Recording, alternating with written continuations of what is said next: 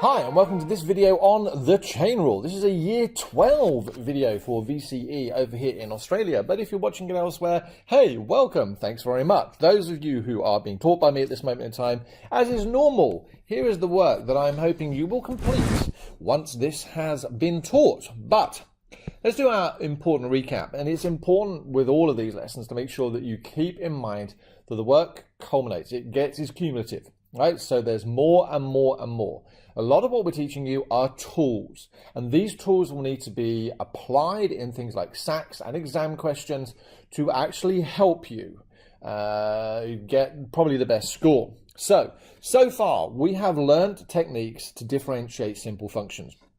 And as I say here, we have a function made up of individual terms. Now, where there are those individual terms, then you differentiate those individual terms. And how many times can I say individual terms?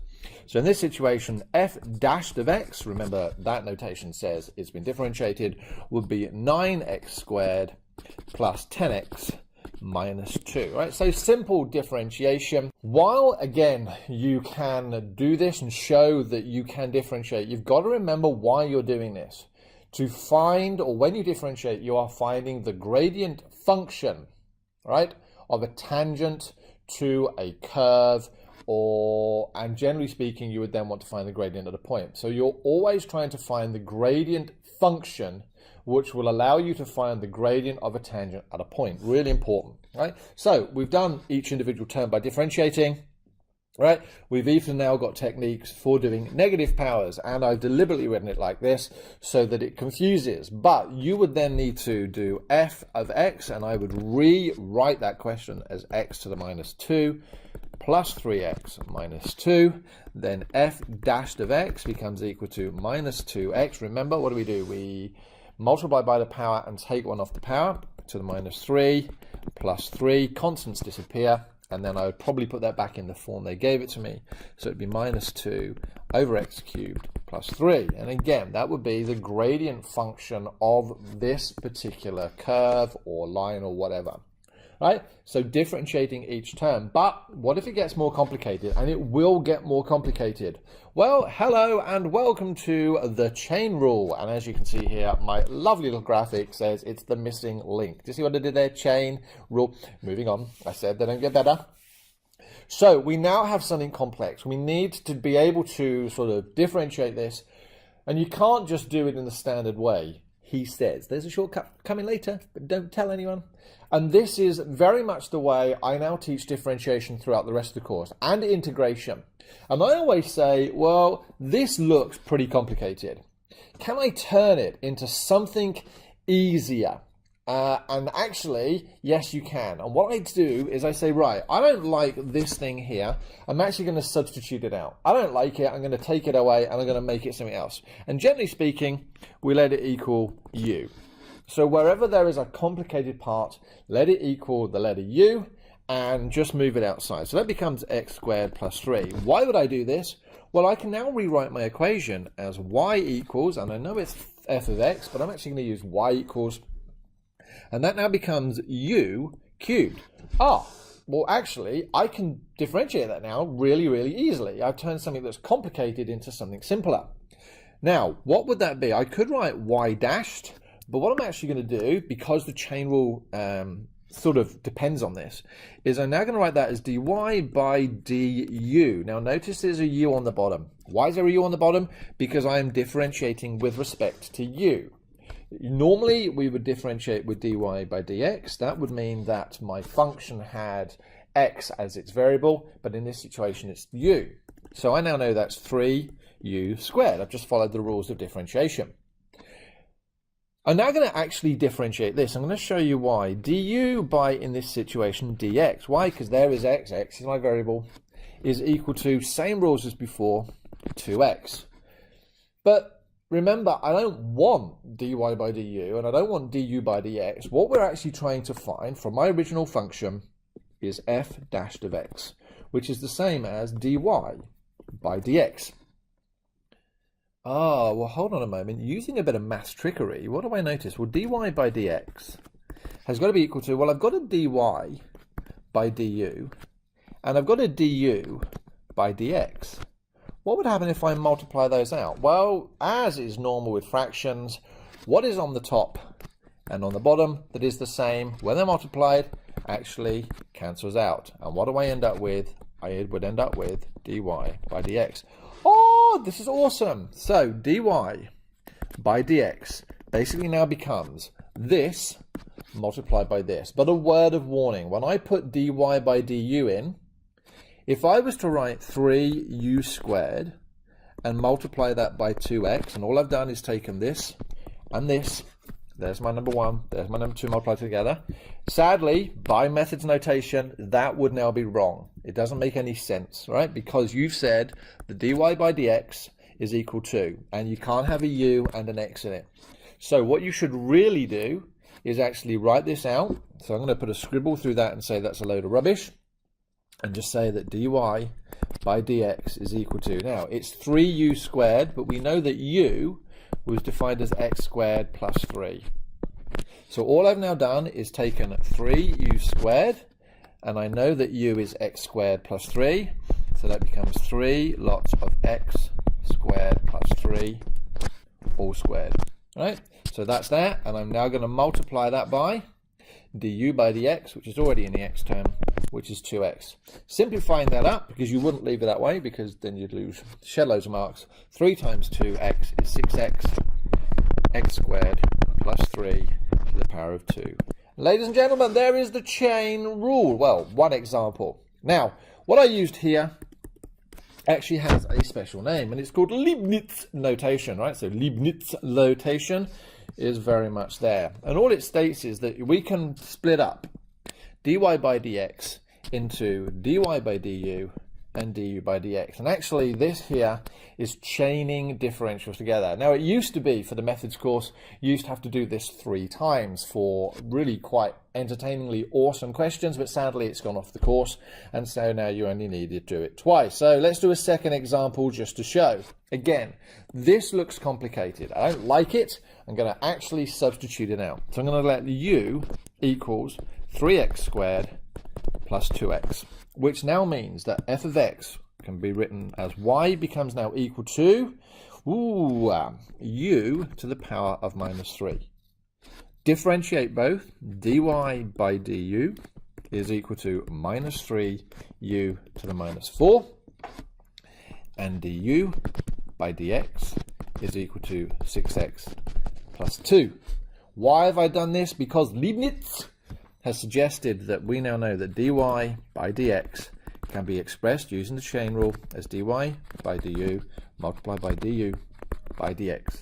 So dy by du is minus 3. Don't put the u in or it will be wrong. We know that u is 3x squared plus 2x, and then put in to the power of minus 4. So that's all I've done. That is equivalent to my minus 3u to the minus 4, where I've substituted in the u. Scribble that out now so that it's not part of my calculations. And I'm going to multiply that by 6x plus 2. Now, first things first, if you did that, that's horrific. Oh my goodness. You have to put that in brackets, or it's going to give you some pretty horrific answers. Making this look slightly nicer, we give you minus 3, 6x plus 2, 3x squared plus 2x to the minus 4. And if you notice, you can actually factorize a 2 out of there as well, which would give me minus 6, 3x plus 1, 3x squared plus 2x to the power of minus 4. Now, lots of people say to me, well, is that the right answer? Should I maybe move this underneath because it's to a negative power? Do I need to move the factor of 2 outside of there? Look, generally speaking, an exam will give you an indication of how they want the answer in a form. But so long as you have done what you believe is taking it to the best possible simplified form or factorized form, I can't see how there would be any issues. Example 3, same thing. Now, remember, math is a trick. At this moment in time, you do not know how to differentiate anything with a divisor sign, right? So it has to be a trick. So first things first, I'm going to rewrite that equation to have a negative power. Why? Because anything on the bottom of a fraction can be moved up to the top and just be written with a negative power. Knowing that, where's the complicated bit? Well, it's a bit inside that bracket. So I'm going to let u become equal to 4x squared plus 2. And I'm just going to go straight to du by dx. This is more through practice. to give me 8x. I now can rewrite this as y becomes equal to 10u to the minus 1. So dy by du becomes minus 10u to the minus 2. So dy by dx using the chain rule states that I'm going to do minus 10u, which is 4x squared plus 2 to the power of minus 2, multiplied by 8x. No need for brackets here.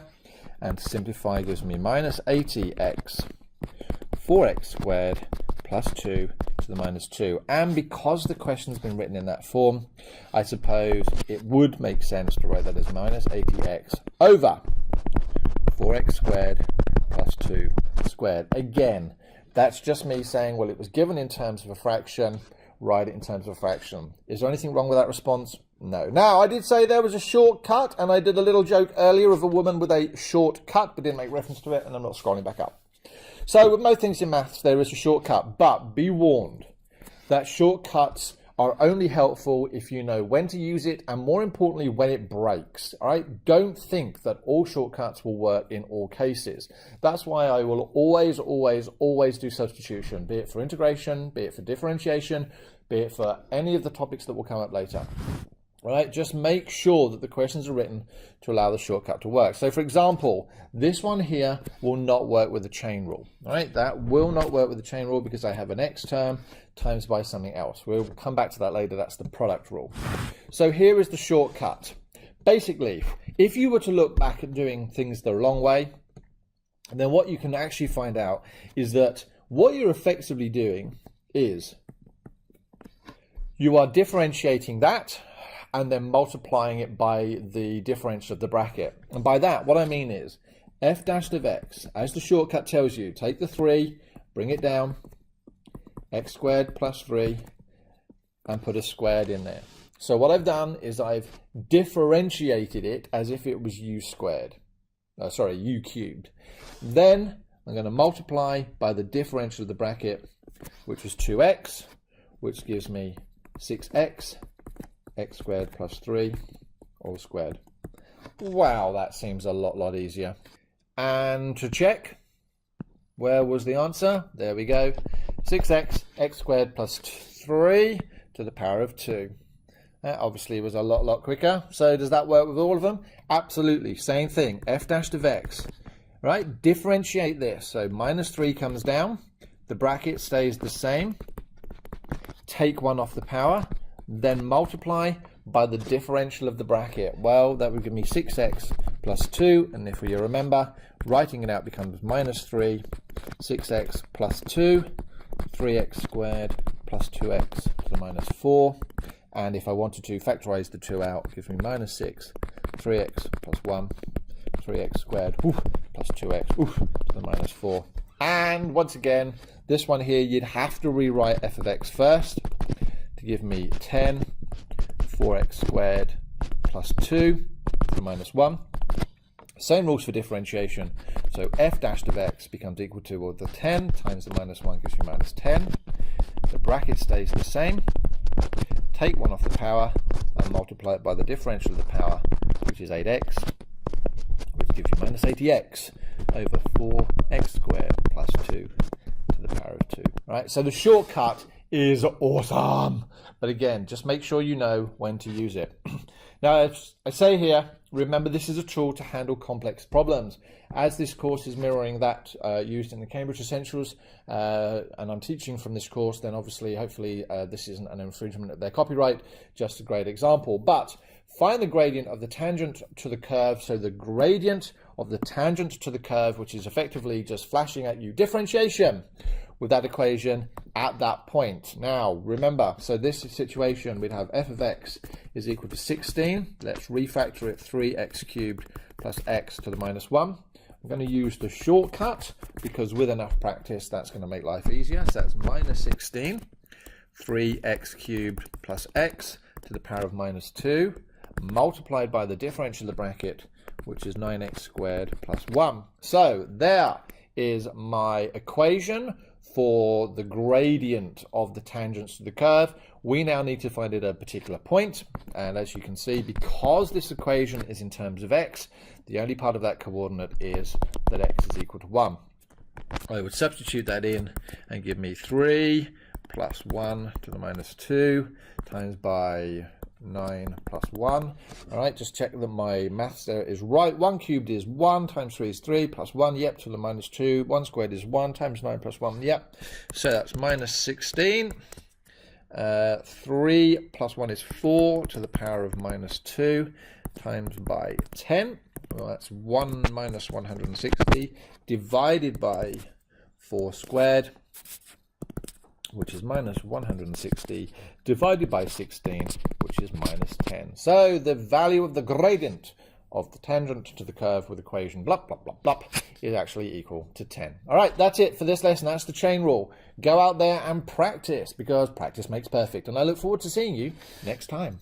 It's been so great having you watch this video that I'd like to see you again and again and again. Wow, we could make some amazing maths together. So, if you'd like to, and you'd like to be updated as to when I upload new videos, why not subscribe by clicking the button on the right? Otherwise, if you want to click and see another video created for this type of series, then click the video on the left. All right, well, you have an awesome day, and I look forward to see you again.